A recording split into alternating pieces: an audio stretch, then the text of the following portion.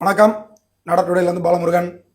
நடட்டுடை சார்பாக நிறையா விஷயங்களை நம்ம சமுதாயம் சார்ந்த விஷயங்களை நம்ம சேனலில் நம்ம பார்த்துருப்போம். இன்றைக்கு நம் சமுதாயத்தை சார்ந்த ஒரு மிகப்பெரிய ஒரு ஆளுமையை நம்ம இப்போ சந்திக்க இருக்கிறோம். அவங்க யாருன்னு பார்த்தீங்கன்னா, அதாவது முதலாக வியாபாரி சங்கம் தொடங்கப்பட்ட காலத்திலிருந்தே அந்த வியாபாரி சங்கத்தோட தொடர்புடையவர் மற்றும் அதுவும் இல்லாத நம்ம சமுதாய சங்கங்கள், அமைப்புகள், அப்படி பல சங்கங்களையும் அமைப்புகளையும் பயணித்தவர். இன்றைக்கு அன்னை பத்திரகாளி அறக்கட்டளை என்ற ஒரு அமைப்பை நிறுவி நடத்திக்கிட்டு வராங்க. அண்ணாச்சி முருகானந்தம் அண்ணாச்சி அவர்களை நம்ம சந்திக்கிறோம். அண்ணாச்சி வணக்கம். வணக்கம் அண்ணாச்சி. நல்லா இருக்கீங்களா? நல்லா இருக்கு. ஓகே அண்ணாச்சி, இப்போ நிறைய விஷயங்கள் இருக்கு. அதாவது முதல்ல எடுத்துக்கிட்டோம்னா வியாபாரி சங்கம், அதாவது வியாபாரி சங்கம்னு ஆரம்பிச்சதே நம்ம சமுதாய மக்கள் தான் ஆரம்பிச்சாங்க. அதோட பயணங்கள் நிறைய இருக்கு உங்களுக்கு. அதாவது விளையாட்டு காலத்துலலாம் நிறையா அவங்களோட பயணிச்சிருக்கீங்க. அது மட்டும் இல்லாமல் நம்முடைய சமுதாய சங்கங்கள்லையும் நிறைய இடங்கள்ல பொறுப்பில் இருந்திருக்கீங்க. நிறைய விஷயங்கள் பண்ணிட்டு இருக்கீங்க, அமைப்புகள்லாம் நடத்திக்கிட்டு இருக்கீங்க. இப்போ புதியதாக இந்த அன்னை பத்திரகாளி அறக்கட்டளைன்னு ஒரு அறக்கட்டளையை நிறுவிக்கீங்க. இந்த அறக்கட்டளை நிறுவதற்கான நோக்கம் என்ன? முதல்ல உங்களை பற்றி சொல்லுங்கள். நீங்கள் எந்த ஊரை சேர்ந்தவர்?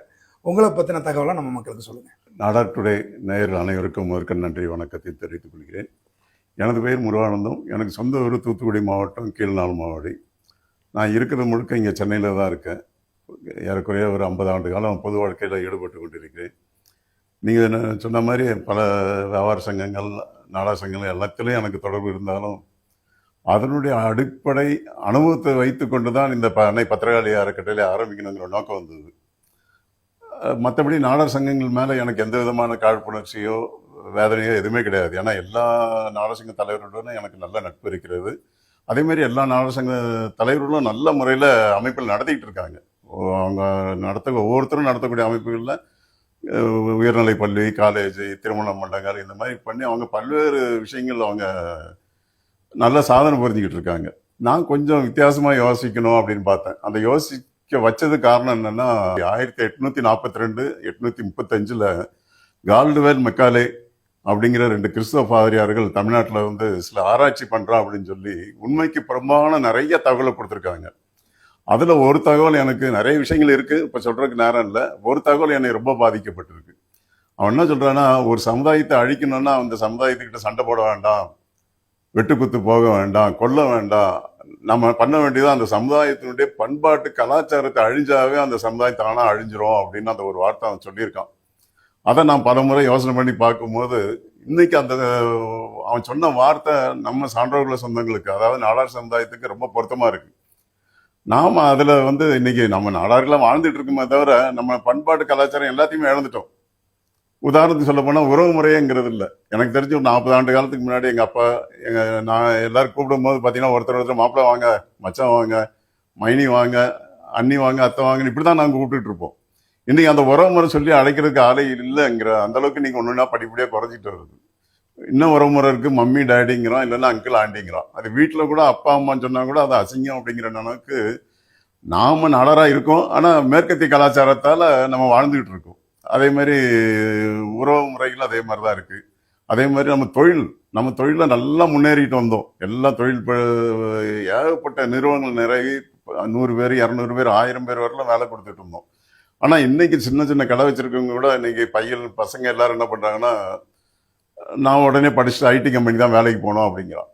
அப்பா பார்த்த தொழிலில் அதை இம்ப்ரூவ் பண்ணணுங்கிற எண்ணம் இல்லை. அப்போ நம்மளுடைய மூளையெல்லாம் அந்த மேற்கத்திய கலாச்சாரத்தில் மழுங்கடிச்சிட்டாங்க. அதனால தான் நம்ம என்ன பண்ணோம், நான் என்ன யோசனை பண்ணேன், என்னோட சில பேர் சேர்ந்து இதை சரி பண்ணணும்னா முதல்ல நம்ம பண்பாட்டு கலாச்சாரத்தை சரி பண்ணணும் அப்படிங்கிறது தான் நம்மளுடைய நோக்கமாக இருந்தது. அதில் முதல் கட்டமாக 63 நாயன்மார்கள், எல்லா சமுதாயத்தை சேர்ந்தவங்களும் 63 நாயன்மார்கள் இருந்து சிவபெருமானுடைய அடியை பற்றியிருக்காங்க. அதில் ஒருத்தர் யானாதி நாயனார் கும்பகோணம் பகுதியில் அவங்க பிறந்து வளர்ந்ததாக இருக்குது. போன அக்டோபர் மாதம் அங்கே ஒரு பெரிய விழா எடுத்தோம் நாம். அதனுடைய அடிப்படையில் 12 ஆழ்வார்களில் நம்மாழ்வார் அவருடைய விழா வரக்கூடிய மே 22ஆம் தேதி ஆழ்வார் திருநகரில் நம்ம நடத்துகிறதா இருக்கோம். நம்மளுடைய நோக்கம் அதில் இருந்து ஜாதியை முன்னிறுத்தணும் அப்படிங்கிறது கிடையாது. நம்ம சமுதாயத்தை சேர்ந்தவங்க வாழ்ந்திருக்காங்க, அவங்க வாழ்க்கையை நம்ம பின்பற்றணும் அப்படிங்கிறது தான் நம்மளுடைய நோக்கம். அந்த அடிப்படையில் அவருக்கு விழா எடுக்கிறோம். அந்த விழா வந்து வரக்கூடிய மே 22ஆம் தேதி புதன்கிழமை ஆழ்வார் திருநகரில் நடக்குது.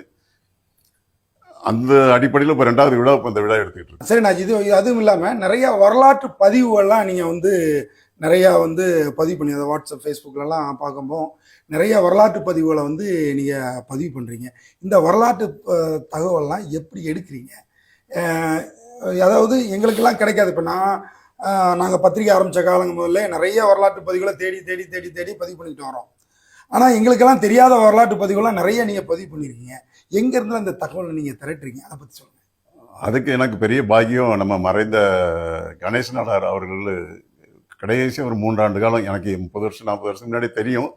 இருந்தாலும் தொடர்ந்து ஒரு 4 ஆண்டு காலம் அவர் கூட அதிகமான முறையில் நேரம் கொடுத்து பண்ணதுனால கணேச நாடாட்சி மூலியமா நம்ம வரலாற்று ஆசிரியர் தொல்துறை ஆராய்ச்சியாளர் நம்ம நெடுமாறனாச்சி பழைய நெடுமாறனாச்சி, அதுக்கு பிறகு பார்த்தோம்னா நம்ம ராமச்சந்திரன் ஐயா தொல்லியல் துறை இவங்க மூலயமா நமக்கு கிடைக்க ஆரம்பிச்சது. அதோடு மட்டும் இல்லாமல் இது சிந்தனையோடு இறங்கும் போது நமக்கு ஆட்கள் நிறைய கிடைக்கிறாங்க.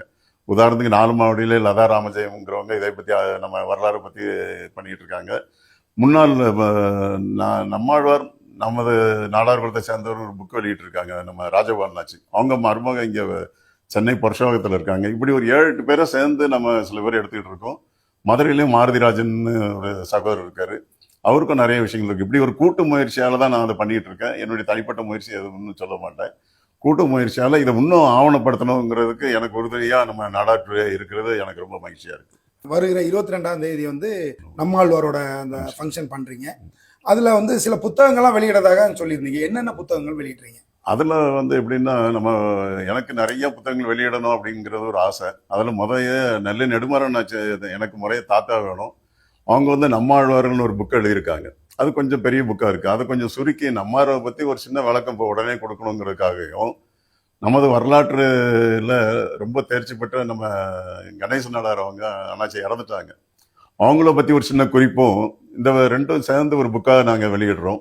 அதை வெளியிடுறதுக்கு ஏஆர்எல் சேர்மன் சாமி அவர்களும் நம்ம கரிக்கோட்டராஜ் அண்ணாச்சும் வராங்க. அது பெற்றுக்கிறதுக்கு முக்கிய நாடக நிர்வாகிகள், தலைவர்கள் எல்லாரும் கலந்துக்கிறாங்க அந்த நிகழ்ச்சியில். அதனால என்னுடைய வேண்டுகோள், இதை பார்க்கக்கூடிய அனைத்து நாடார் குடும்பங்களுடைய சொந்தங்கள், உற்றார் உறவினர் அனைவரும் குடும்பத்துடன் நம்ம ஆழ்வார் திருநாள் நடக்கக்கூடிய 22/5/24 மே 22ஆம் தேதி அன்றைக்கு காலை 8 மணி முதல் 12 மணி வரை நடக்கக்கூடிய இந்த நிகழ்ச்சியில் அனைவரும் குடும்பத்துடன் கலந்து கொண்டு நம்மாழ்வார் அனுக்கிரகம் பெறும்படி அன்போடு அழைக்கின்றேன். நன்றி, வணக்கம்.